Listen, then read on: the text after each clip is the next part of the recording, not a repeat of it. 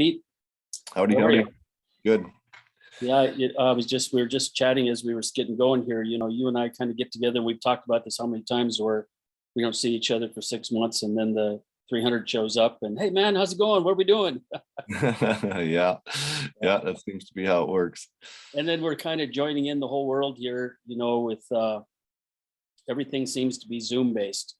Hmm. Zoom this and Zoom that, and so I guess this is our Zoom version of our K300 pre-race interview. Yep. So let's start with the race at hand. I see you chose the last going out last. What's the strategy there? Just because of this hard fast trail?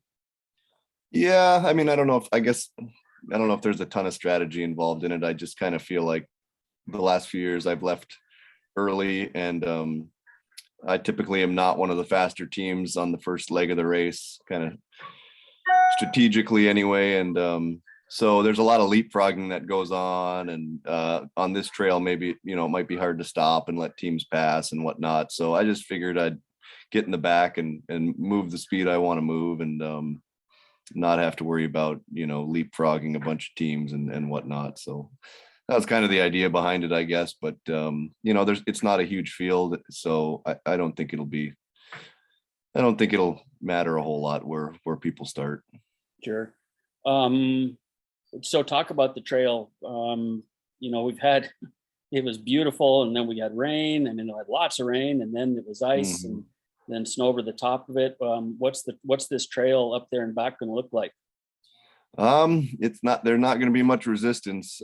We had a little bit of snow and had kind of slowly built our trails back up in the last couple of weeks, and then that little bit of rain we got a few days ago didn't help, and then the wind for the last couple of days kind of blew the remaining snow off. I was up on the first 20 miles of the trail yesterday, and the wind had taken care of a good part of the snow we had left on the trail. So it's kind of patchy. Where there is snow, it's very minimal. Where there isn't snow, it's mostly ice. I think, a lot of the ice has a little texture to it, fortunately. So I think it's not going to be as bad as some of the real glare ice years as far as the slickness goes for the dogs. But it's going to be a fairly challenging trail, especially with this wind mixed in. So it's a very typical Cusco trail, I guess, hard and fast and a lot of wind. So last year you did a couple of laps. We're doing a full traditional trail. Are we going up and to Aniak and then around through Whitefish, or what's the trail look? Yeah, we're going up the traditional route. We've alternated on different years how you go around Whitefish first or second. This year we're going to Aniak first, up the river from Kalskag, and then we'll go around Whitefish on the return. So yeah, it's exciting to be back on the normal route. I think that's what most people enjoy, and it'd be good to see familiar faces in the checkpoints and bring this excitement back through the villages. I think some people probably missed it last year. It's kind of a nice midwinter pick me up for people, and a little excitement that rolls through town. And at the same time we're gaining daylight, so this time of year always kind of feels like we're transitioning more towards springtime, and the extra light definitely feels good. And so yeah, excited to go around the normal course. Well, and we're kind of finding that, at least I'm finding that with Chimay, the further you get away from it, the harder it is to kind of, I shouldn't say get interested, but it is. And so by keeping the race in the village and on the trail is really important for the race itself. Mm-hmm. Getting everybody involved. The elephant in the room is COVID. How what's the trail change in terms of mushers and COVID and the checkpoints and all that? How's that squaring out? Yeah, so well, the race required everyone to be vaccinated for starters, so that was a good call, and then we've all gone through a testing process. I think we've all been tested multiple times here in the last week. So yeah, you got a bunch of COVID-free mushers and vaccinated mushers on the trail, and in the checkpoints. The checkpoint facilities are limited to K300 staff and mushers, staff who's also been vaccinated and tested. So I think we've created a really safe, extremely safe bubble here. And yeah, so that's a good thing. I don't think too many people are worried about COVID during the race here with the way we've handled it and gone forth with it. But if anybody's watching from the village, they're just stay back and watch folks go through, and it should be a lot of fun. Yeah, I mean, outside stuff is very safe, and Right. everybody kind of knows how to handle this at this point and knows what they're comfortable with. So, I guess at some level people get to make their decisions on, Right. where they want to stand and how close they want to get. So, I think most of us aren't too concerned with any kind of outdoor gathering and stuff like that.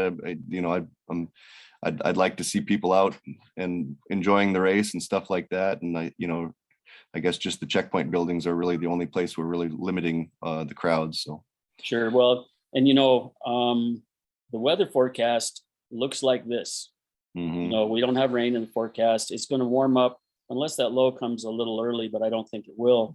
You're going to look at this the whole time. So clear, cold, a little windy, but that's traditional. Yeah, So, you really, it should be a spectator race. If someone's going to be out on the trail in their vehicle and watching teams go by, it's a perfect time Yep.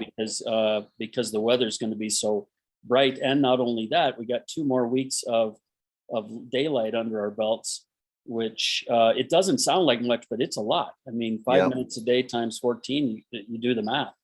Yeah, it's the daylight's really adding up now. It's fooled me a few times in the evenings where I think it's a lot earlier than it is or later than it is, because of how much daylight there is in the evening. So yeah, all that feels good. And there's a really nice truck road all the way to Antioch this year too. So I think hopefully people can get out in their vehicles and enjoy the race that way as well.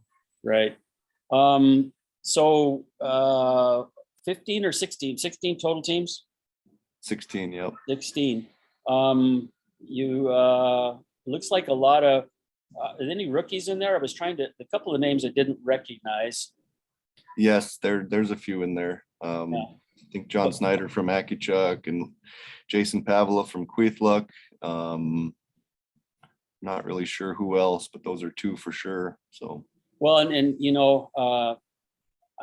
this is kind of the same thing happened to me last year, and you're probably the same way because usually run 2 teams, but having just this as the only thing to do today, there's, I mean, well, for us as a spectator, your work starts today, but it's a little bit more of a relaxed atmosphere as at this point in the day, 3:00, we would normally be starting to get a little, okay, we got to get somebody down to the yard line for the bogus and that kind of thing. So having an independent race there, I think, I know I enjoyed it last year. I think this is going to be fun.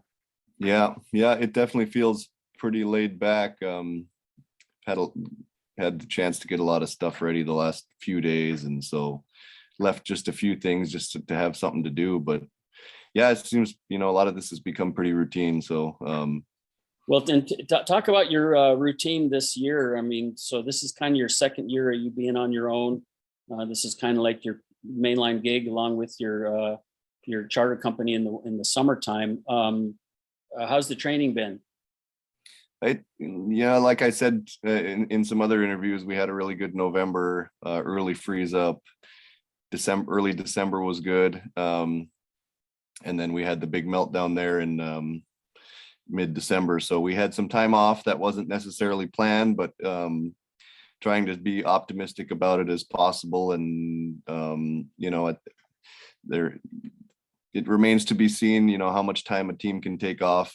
I think later in the year, like it was, and the dogs had a lot of miles on them and were really trained up well, I think they can take more time off, and some of that's good. But I think the biggest concern was just when we could get back to training after we were sidelined there for a couple of weeks. So luckily it improved, it froze, and we were able to kind of get back out. And the first 10 days was not very nice, training on ice and wind and stuff like that. But the trail slowly improved, and we were able to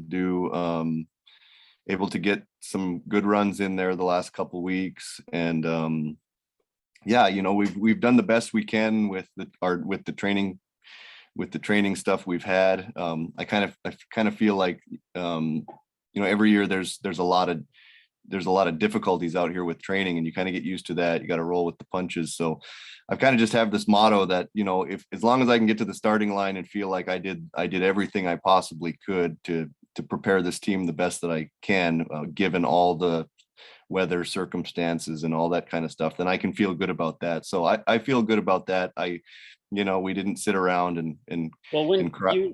you start in August, though, I mean, Yeah, I've seen you go by and on yeah, tundra where you're in this on the so you have the whole gambit. You're yeah. starting early.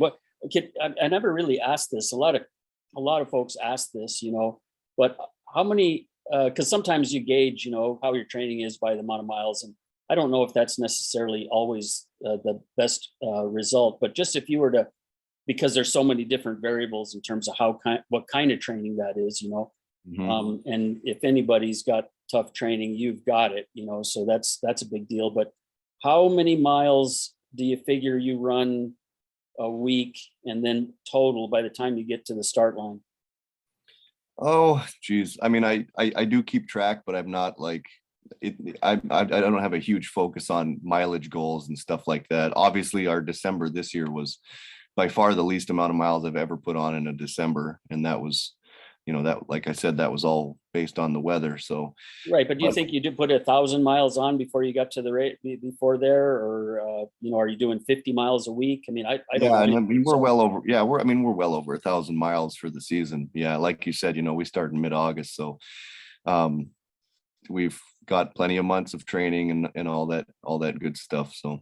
and then training in August, doesn't that it's a different kind of training, so that kind of muscle building, you're as opposed to Mhm. later on when they've got their muscles built, and then you're on the trail like this where it's a speed thing. Mhm.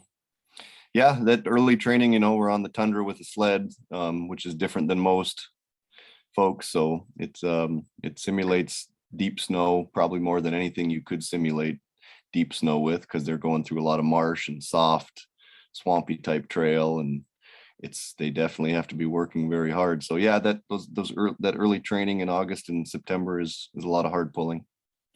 So, when you think about professional sports, basketball and football and stuff, you always think about who's returning, what's the return look like.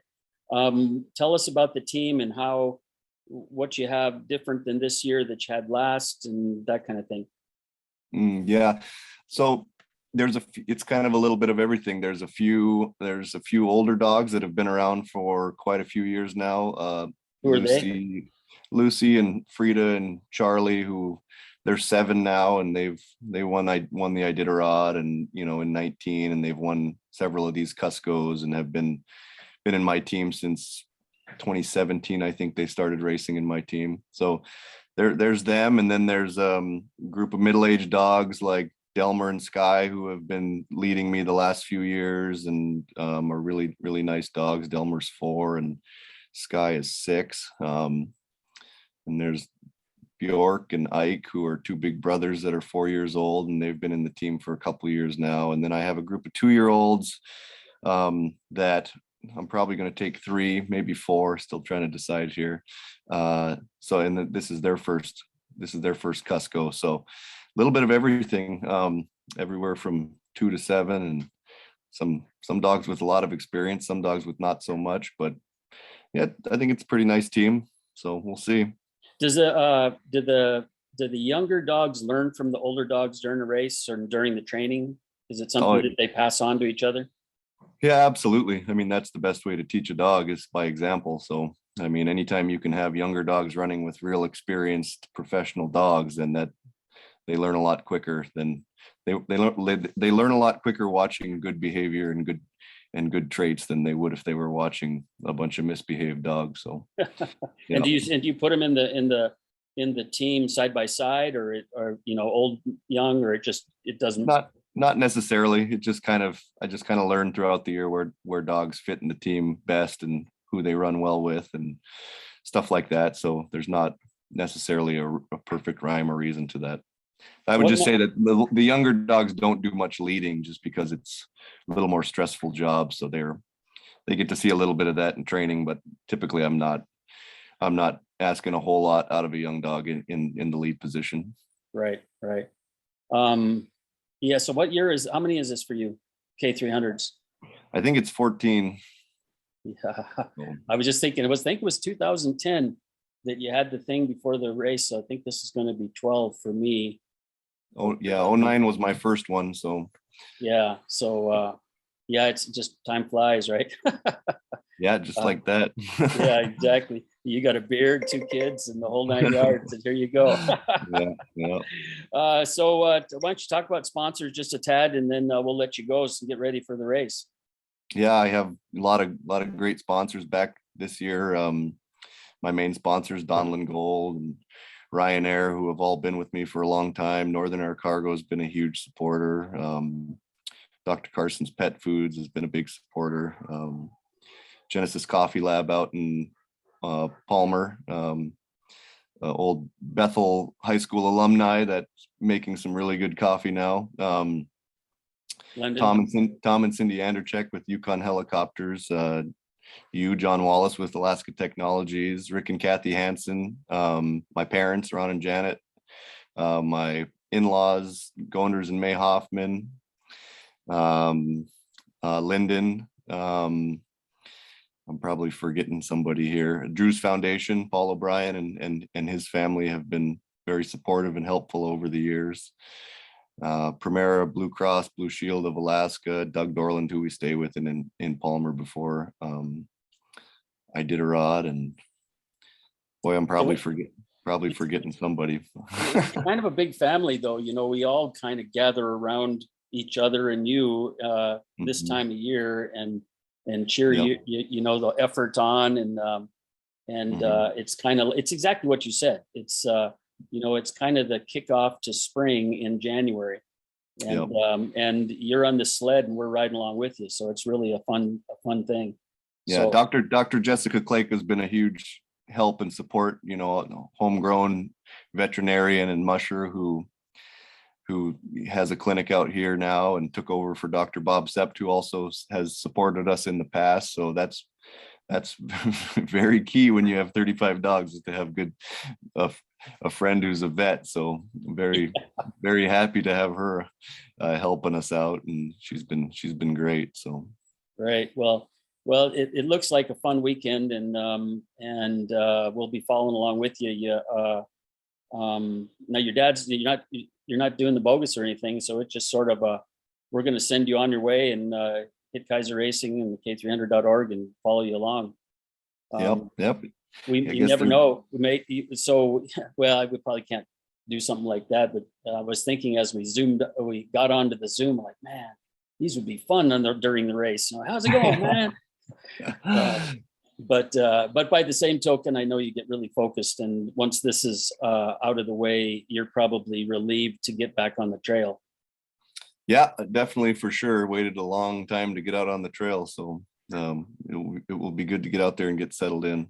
Yeah, I was going off the top of my head there, and I'm actually amazed I only missed one. But yeah, Harmon and Polly Hall down in Homer with Halibut Cove Live. They've been awesome, huge supporters. I met Harmon at an Iditarod banquet probably 5 or 6 years ago. He's actually my former boss and friend Dan Hall's father, and we kind of hit it off, and he's been supporting us ever since, and really appreciate their support. And so thank you to Halibut Cove Live and Harmon and Polly. Well, and that's you mentioned that, and that really has been my experience with being part of Kaiser Racing. That if you think about our Iditariders, right? Mm-hmm. They all of them, just this one chance meeting to become whatever, have been part of the team, right? And so a chance meeting with this couple has made them develop this relationship. It's really important to the whole process. Mhm. It's really Yep. fun. Yep, it's very, very cool, and I'm very appreciative. So thank you to all the sponsors. All right, we'll see you, Pete. Okay, thanks. You bet.